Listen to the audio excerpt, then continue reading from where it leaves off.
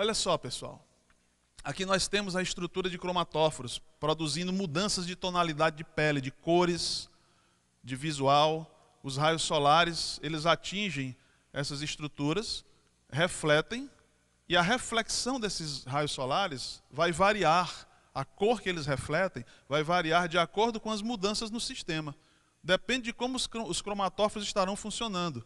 E você tem em determinados animais, como o camaleão, por exemplo, ele tem cromatóforos de vários tipos, em níveis diferentes de profundidade na pele. Então, quando as ondas luminosas batem ali na pele dele, ela penetra em diferentes camadas, e o camaleão, ele resolve, da maneira que ele quer, de acordo com o ambiente em que ele se encontra, ele resolve trabalhar os cromatóforos de cores diferentes que ele tem, para refletir o espectro luminoso, as frequências do espectro luminoso, de acordo com o interesse dele.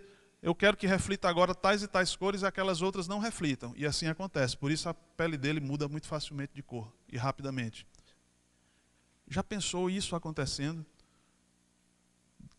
Através de combinações lentas e graduais ao acaso, promovidas pela própria natureza, sem um planejamento? É muita fé. É muita fé acreditar em algo desse tipo. E está aqui quem acreditou durante muito tempo. Olha aí, o camaleãozinho, os tipos de pigmentos que nós temos de cromatóforos nas várias camadas de pele dele. Isso aqui é só uma demonstração do tipo de seleção que as lagartas sofrem. Você tem aqui uma lagarta monarca, aquela impalatável que a gente viu da primeira vez. Elas têm esse formato, de repente uma sofre uma mutação e mostra colorações de advertência. Ela diz assim: resolvi hoje, a partir de hoje, que eu preciso ter coloração de advertência, as outras não. Então ela tem essa coloração, porque a mutação coincidiu de produzir toda essa coloração. Mas vamos supor que tenha acontecido assim. Então, fatalmente, com o tempo haverá mais borboletas cujas larvas têm a coloração de advertência do que as que não têm. Porque as que não têm vão sendo atacadas mais rapidamente. A maioria das pessoas sabe que os peixes, eles têm o dorso de uma cor que, se ele for visto na água de baixo para cima por um predador, por exemplo, ou por uma presa, de baixo para cima, a cor do ventre dele vai parecer com a cor da luz que está chegando. Então olha para cima e não vê o animal, é uma cor clara. Ele se confunde, né? Se confunde com o ambiente. Mas se ele for visto por quem está por cima, a cor do dorso é diferente. É uma cor escura que vai se confundir com a cor do fundo. Então ele tem cor no ventre diferente da cor do dorso, para poder se proteger de predadores ou passar despercebido para suas presas.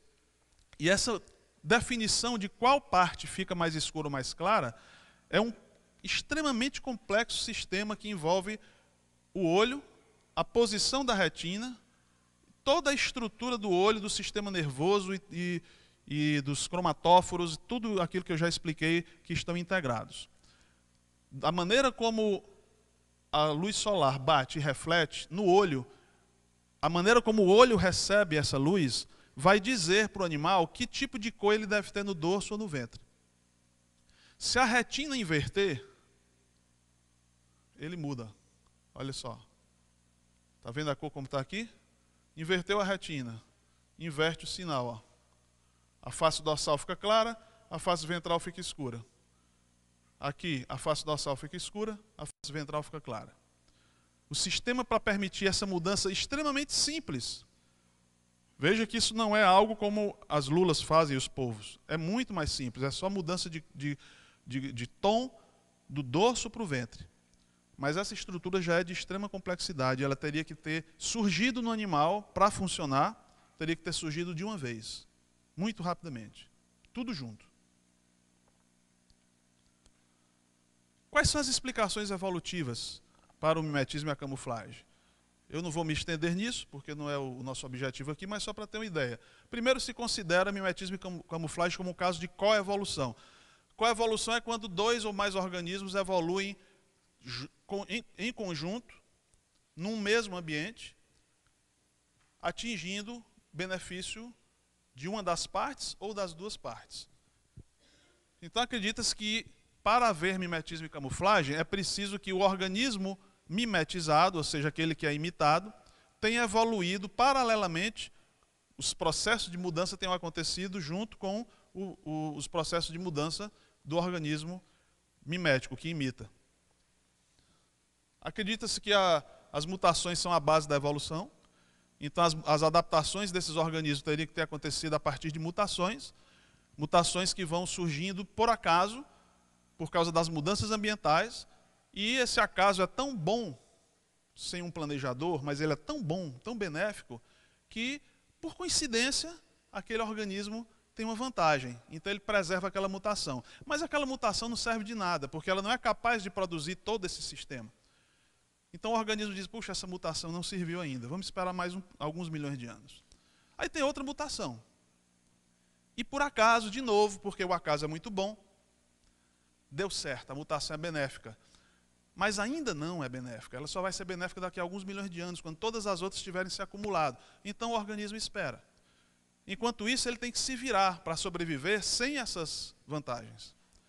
Ele tem que se virar para sobreviver sem o sistema de cromatóforo, sem as mudanças miméticas, até que todas as mutações estejam acumuladas. Acontece mais outra, aí depois de milhares e milhares de mutações casualmente benéficas, tudo junto se olha, vejamos ao redor, está tudo certo, agora deu certo, juntou o suficiente, está funcionando, agora eu posso fazer o mimetismo, agora eu posso fazer a camuflagem. Enquanto isso, ele foi se virando para sobreviver de outras formas. E dizem que a Bíblia é conto de fadas. A seleção natural é condição sine qua non para tudo isso ter acontecido. O meio tem que ir selecionando. Como nada disso explica de verdade, muitos especialistas em mimetismo e camuflagem apelam para a transgênese. Olha, a gente sabe que mutações de seleção natural não pode ter produzido mimetismo e camuflagem. Alguns assumem isso, eles são corajosos.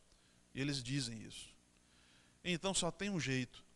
Tem que ter transferência de genes. A gente tem que encontrar uma explicação, porque afinal de contas não pode ter tido um planejamento.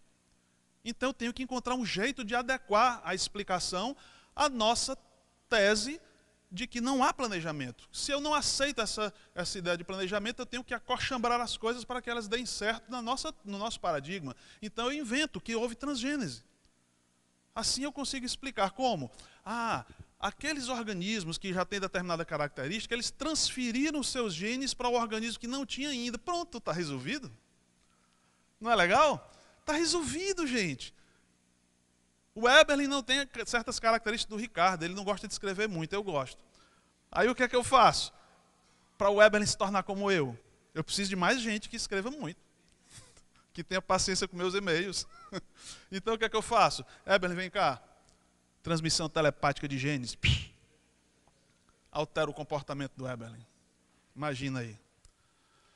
E rearranjos de genes, são outras explicações. Não, transgênese é muito difícil de engolir. Então alguns dizem, houve rearranjos de genes. Os genes resolveram mudar de lugar para poder mudar o organismo, já que não dá para ser por mutação, porque é praticamente impossível, então os genes se rearranjaram. Eles saíram daqui, foram para ali, saíram de lá, veio para cá, e dessa maneira virou o organismo pelo avesso e transformou tudo o que precisava. Acreditamos cada um no que quer, né?